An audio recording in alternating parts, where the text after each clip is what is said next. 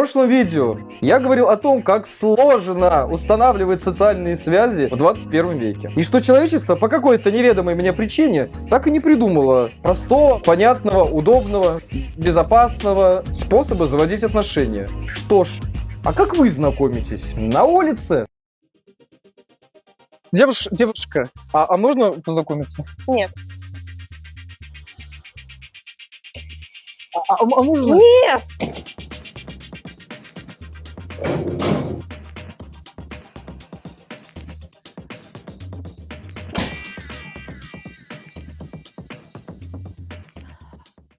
Познакомились!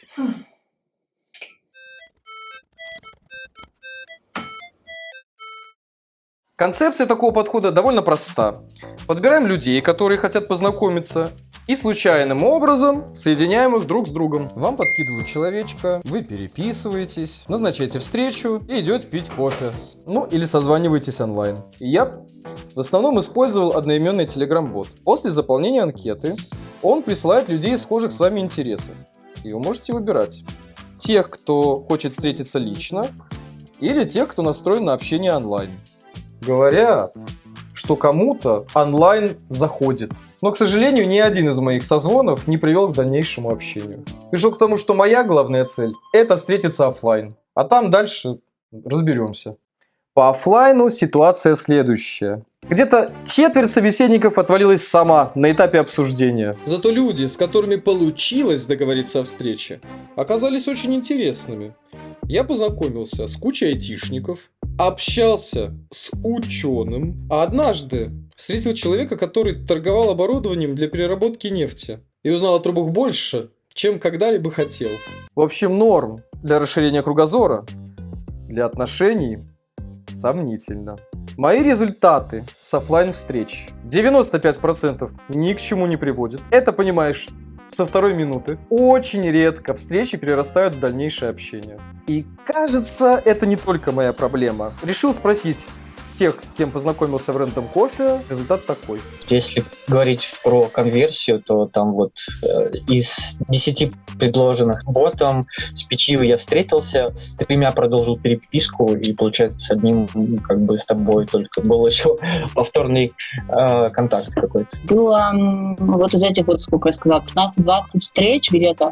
Общаюсь я, наверное, сейчас максимум с 3, наверное. Вот. Так получилось, что с кем-то просто ты встречаешься, о чем-то говоришь, и как бы ни уму, ни сердцу все там разошлись, ты узнал про то, как человек там живет, как он общается. Вот. И дальше все. Редко вообще с кем получалось как-то дальше пообщаться. Я не знаю почему. Если не потому, что там человек неинтересный, а просто так получилось. То есть, возможно, в тот момент как-то вот мне особо нужды в этом человеке не было. Около 40 контактов я последний раз, когда смотрел, у меня там было. Понятно, что не со всеми мы в итоге встретились, потому что, там, не знаю, примерно половина людей мне не отвечает в среднем. Там есть пару человек, с которыми мы периодически пересекаемся в настолках, то есть вот 3 человека, которых я могу вспомнить, с которыми мы в Random Coffee познакомились, и как бы еще встречались где-то когда-то. Чуть больше половины, то есть это было где-то, наверное, 60. Совсем небольшой процент. То есть я могу прям пересчитать по пальцам, с кем вот я с тобой, получается, да, вот мы поддерживаем эту связь. Девочка, с которой вот маркетолог, и еще там, наверное, с одним человеком. Но ты сразу подразумеваешь, и ты сразу спрашиваешь у собеседника, ты готов продолжить дальше общение, или это будет одна встреча? Получается, я искал крепкие социальные связи. А Random Coffee не про это. Поэтому он и называется Random, что тебе дают случайного человека, и ты преисполняешься в своем познании. Но это не значит, что вы станете дружить или хотя бы общаться. Потому что нет гарантии, что вы вообще понравитесь друг другу. Для чего стоит использовать? Например, чтобы собрать базу айтишников. 90% были парни, потому что в основном мы переезжали, естественно, были айтишники. И я не хожу на Random Coffee сейчас. Возможно, я наработала какую-то себе базу людей, с которыми мне приятно и хочется общаться. общаться. В любом случае, выход куда-то за пределы вот этой вот базы, да, он, ну, очень требует много ресурса морального. Я понимаю, что в основном это будут ребята из IT, как правило, и у меня уже есть те, с кем я по IT общаюсь.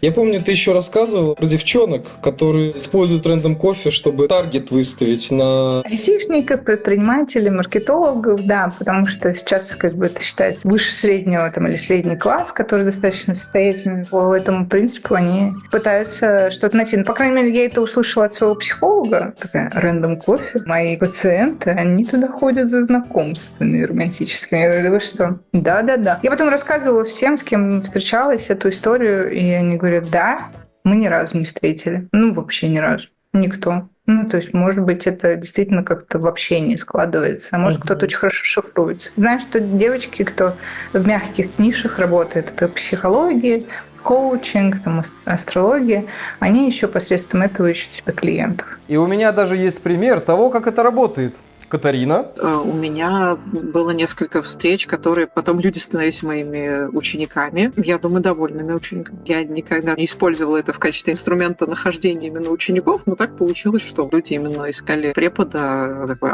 давай ты преподаешь мне английский. Ну, окей. Бывают и совсем неожиданные бенефиты. Есть кейс, когда одна из моих собеседниц в Random Coffee в итоге стала одной из подружек моей жены, и они там достаточно регулярно общаются, гораздо чаще, чем мы. Встретились с семьями, и дальше они общаются, ходят в баню вместе и так далее.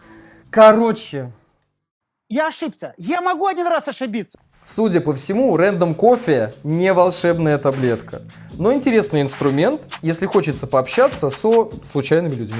А что еще есть для того, чтобы строить отношения, вечера вместе проводить, шутки шутить, кайфовать. Тиндер есть, ага. Там-то точно все просто. Там же люди собрались, чтобы отношения заводить. Собрались ведь, чтобы отношения. Точно? Ну что ж, в следующий раз расскажу про свой опыт в Тиндере. На циферках.